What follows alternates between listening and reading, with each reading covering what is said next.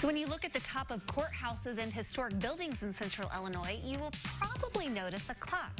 Most are automated and some have even stopped working, but not in Taylorville. Storyteller Ryan Burk met a man who keeps the town's historic clock running. Yeah, for more than 30 years, Bill Kennedy has been climbing the steps of the Christian County Courthouse every week. That's no easy feat, to wind and maintain a 116-year-old clock. Now, it's a job most people don't still think exists in 2018, but it's an important role to preserve history.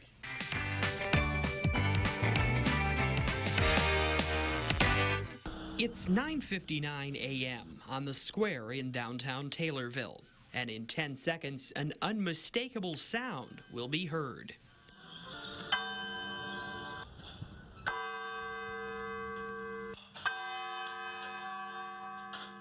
It's a ring the town has grown accustomed to over the past 116 years, but one Bill Kennedy will never grow tired of.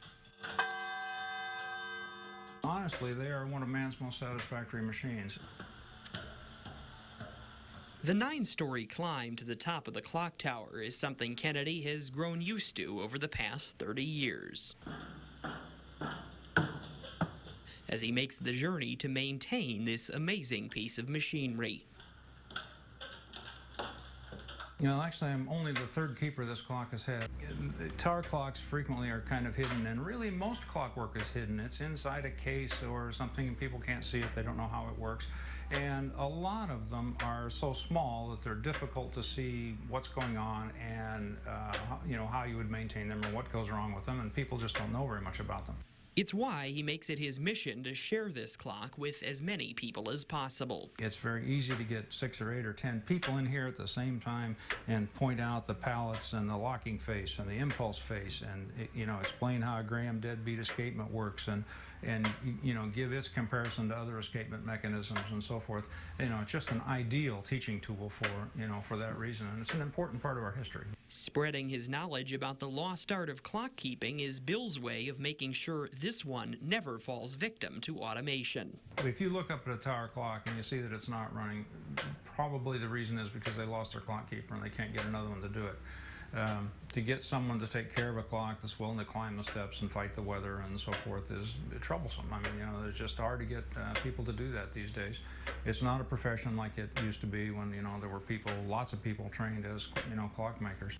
And while he has no plans to stop working soon, he knows even here in Taylorville, the clock is ticking when it comes to finding an eventual successor. It would be nice to have, you know, someone who was going to stay around in town and had interest in this kind of thing. And if any of your viewers would like to contact me, I'd like to hear from them. Drawing on history to make sure this clock can stand the test of time and be there when the clock strikes 11.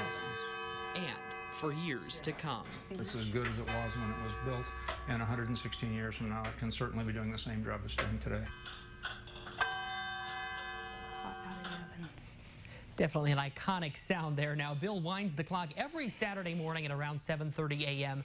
and invites anyone interested to join him to see the inner workings. Bill says just meet him outside the courthouse. Now, another thing, he's not kidding when he says that he is looking for a successor. So if you would be interested, shoot me an email at rburk@wcia.com, and I will put you in touch with Bill. He would appreciate it. So.